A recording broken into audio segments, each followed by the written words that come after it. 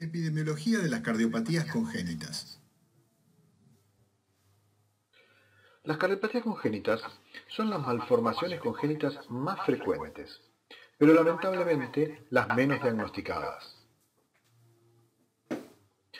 Son todavía más frecuentes en recién nacidos muertos que en recién nacidos vivos.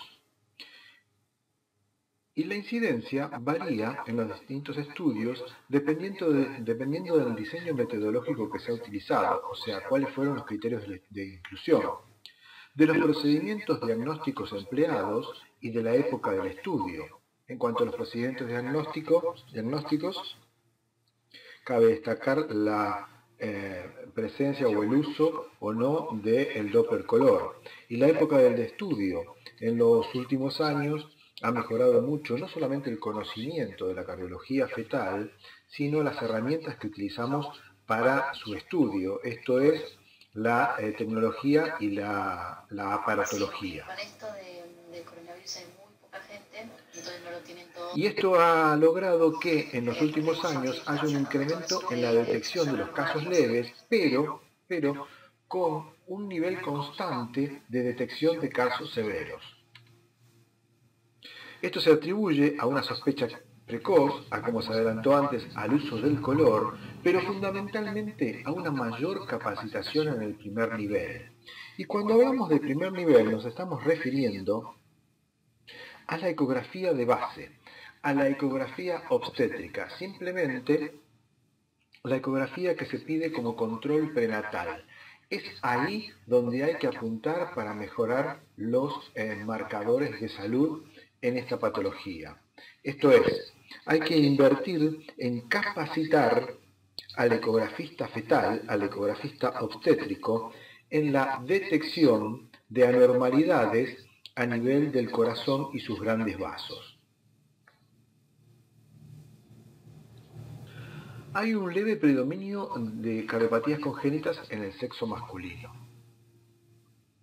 Y hay mayor incidencia en recién nacido de pretérmino. ¿Por qué? Porque, como se verá en otra unidad, la patología es evolutiva y muy variable. Por lo tanto, el ejemplo típico que podemos dar es que si nosotros encontramos a las 22 semanas una comunicación interventricular, es posible que dicha comunicación al término no exista porque cerró sola. Esto explica en parte por qué hay mayor incidencia de cardiopatías congénitas en los recién nacidos del pretérmino. Es la primera causa de muerte neonatal por malformaciones congénitas, pero esto está en descenso gracias a los avances en el diagnóstico prenatal y al tratamiento quirúrgico. Una de cada 4 cardiopatías congénitas integran síndromes malformativos o bien se asocian a cromosomopatías. Acá hay un listado de cuáles son algunos síndromes malformativos con afectación cardíaca frecuente, pero no es un listado que se agote. Esto es, solamente se mencionan algunos, como la hernia diafragmática, la atresia duodenal, atresia de esófago y fístula traqueoesofágica, atresias de vías biliares extrahepáticas, la asociación Bactrel, o mejor dicho Bactrel, que son alteraciones vertebrales, ano imperforado, fístulas traqueoesofágicas, cardiopatías congénitas, patologías renales y patologías de los miembros. La asociación CHARGE, que está compuesta por coloboma, cardiopatía congénita, atresia de Coana, inmunodeficiencia y también atresia de esófago con o sin fístula traqueoesofágica. Las heterotaxias, que ese es un capítulo enorme de la patología cardíaca, onfalocele, pentalogía de Cantrell y ectopia cordis, agenesia renal bilateral, síndrome de Goldenhar, que está compuesto por una displasia otoftálmica con cardiopatías congénitas y agenesia del cuerpo calloso. Pero insisto, esto es por mencionar algunos conjuntos sindrómicos, pero la lista no se agota aquí. Muchas cromosomopatías se asocian con afectación cardíaca. Quizá el ejemplo típico es el síndrome de Down, que tiene una incidencia de cardiopatías congénitas del 50%, y de todas ellas, la más característica es el canal AB. Pero si se fijan en este listado, van a ver que las otras trisomías, como la 13 y la 18, tienen una incidencia superior al 90%. En cuanto a los síndromes de microdelección, cabe destacar el CACH22, que tiene una incidencia aproximada del 75% y se caracteriza por malformaciones de los grandes vasos de tronco-cono. Esta microdilección a nivel del locus 22Q11 se caracteriza por la presencia de cardiopatías congénitas, facies anormal, hipoplasia tímica, paladar hendido, y puede acompañarse de hipo o hipercalcemia. De ahí las siglas en inglés, por eso se llama CACH, y 22 porque es la microdelección de tal locus. Y después, bueno, como pueden ver en este listado, que tampoco se agota aquí, podríamos mencionar por su relativa frecuencia el síndrome de Holoram. Los síndromes de Holoram son las displasias esqueléticas que comprometen siempre el radio y se asocian con cardiopatías congénitas, en la casi totalidad de ellas con comunicaciones septales.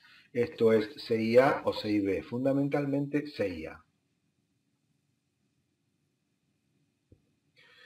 Ahora bien, hay una paradoja que se ha planteado en los últimos años, que consiste en lo siguiente. Los avances diagnósticos y terapéuticos, como ya se ha mencionado, mejoran la sobrevida de los pacientes portadores de cardiopatías congénitas. Por ende, vamos a tener más adultos con cardiopatías congénitas. Y entonces va a haber una mayor descendencia que tiene riesgo de recurrencia. Así entonces, con el tiempo, vamos a tener una población con más cardiopatías congénitas. Y aquí la paradoja, porque justamente los avances, volvemos al principio, del diagnóstico y del tratamiento, hacen que sobrevivan estos recién nacidos, que lleguen a la edad adulta, que se reproduzcan y sus descendientes tienen un riesgo aumentado de cardiopatías congénitas, con lo cual la proyección a futuro es que haya más cardiopatías congénitas. ¿Cómo se podría solucionar esta paradoja? Fundamentalmente con prevención, casi exclusivamente con prevención. Podríamos decir que no habría que tener descendencia, pero esto implica conflictos éticos y morales. Y la interrupción voluntaria del embarazo en los casos afectados. Pero esto solo es posible de hacer en los países cuya legislación lo permita. Podemos clasificar a dos tipos de prevenciones, una prevención primaria y una secundaria. La prevención primaria podríamos resumirla en estos 3 puntos que están viendo en la pantalla. Que haya una normoglucemia periconcepcional, vacunación contra la rubiola y evitar la exposición a teratógenos. La secundaria, asesoramiento genético y diagnóstico prenatal. Es un poco lo que se mencionaba en la diapositiva anterior.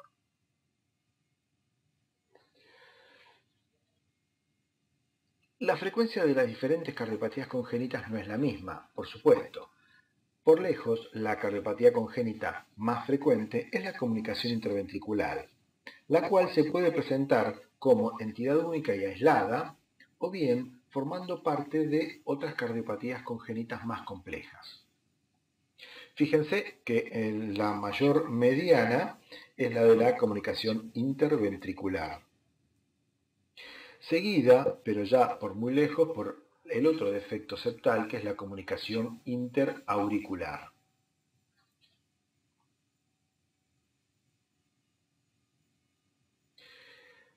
¿Por qué se produce una cardiopatía congénita?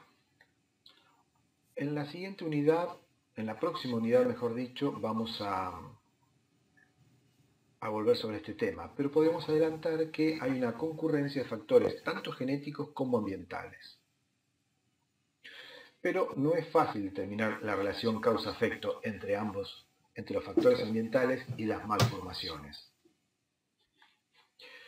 Se supone que los factores ambientales actuarían por exposición en el periodo periconcepcional, entendiéndose como tal a 3 meses antes y 3 meses después de la concepción. Cuando hablamos de agentes ambientales lo hablamos en un sentido muy amplio. Por eso, donde en el cuadro arriba a la derecha ven agentes maternos, ahí cuando se refiere a agentes maternos se refiere a el medio ambiente donde desarrolla el feto, y entonces el metabolismo, o mejor dicho, las alteraciones del metabolismo pueden condicionar su medio ambiente y favorecer la presencia de una cardiopatía congénita, como es en el caso de la diabetes, enfermedades del colágeno, fenilcetonuria. Los agentes exógenos, como algunas drogas, algunos fármacos, quizá el más claro de estos es el litio, pero aquí tenemos un listado, ¿no? Agentes infecciosos, rubiolas. Cuando dice otras infecciones con asterisco se está refiriendo a otras infecciones virales que se presentan durante el desarrollo del embarazo, agentes físicos como las radiaciones, la hipoxia, ¿no? Y en el listado de otros solamente se mencionan algunos, pero bueno, puede ser un listado muy muy grande. Es importante que tengamos en cuenta que cuando estamos ante la presencia de una cardiopatía congénita leve, ¿no? Esto no quiere decir que en el caso de una recurrencia no se presente una más severa. O por el contrario, si hay una cardiopatía, estamos ante una cardiopatía congénita severa, ¿no? Esto no quiere decir que si se presenta otra cardiopatía congénita en un futuro embarazo tenga que ser una severa. A ver, resumiéndolo, la presencia de una cardiopatía congénita en un embarazo es riesgo para un futuro embarazo, pero si tenemos una cardiopatía congénita que es leve en este embarazo, no quiere decir que no pueda ser severa en el próximo embarazo o viceversa.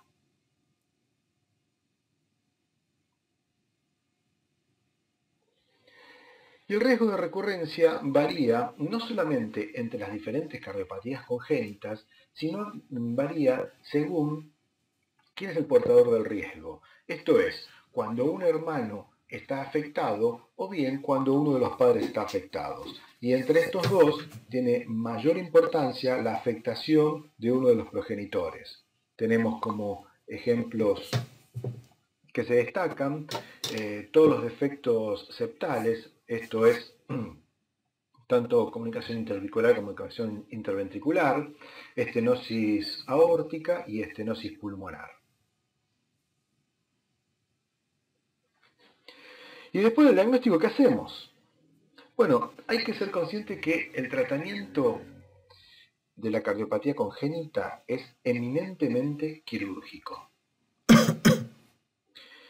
Y hoy en día se ha juntado suficiente evidencia como para poder afirmar que el éxito del tratamiento depende básicamente de dos factores: la cantidad de casos y la experiencia del cirujano. Por lo tanto, habría que regionalizar las cirugías para así obtener buenos resultados acordes a los estándares internacionales. Entonces, para poder comparar los resultados y evaluar la calidad de los centros, existen dos métodos, uno que es el RACS-1 y el otro que es el método de Aristóteles.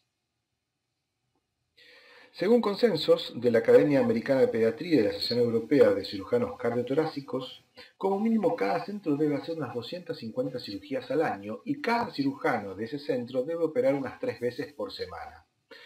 Con esto, regionalizando, esto es, administrando bien los recursos, mandando desde un nivel inferior de menor complejidad a uno de mayor complejidad, lo que hacemos es no concentrar en la sospecha diagnóstica. Las sospechas se hacen en todas partes.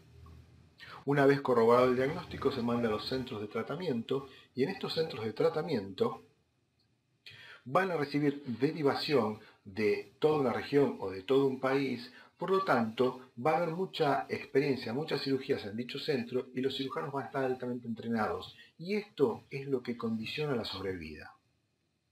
Según estas recomendaciones, debería haber un centro de cirugía cardiovascular infantil por cada 4 millones de habitantes. Entonces en Argentina debería haber 10 centros porque hay 40 millones de habitantes. Y aplicando esta metodología tanto en Estados Unidos como en Europa, la mortalidad global por cirugía de cardiopatías congénitas lo ronda el 5%. Así se obtiene que el 85% de las cardiopatías congénitas llegan a la vida adulta. Gracias.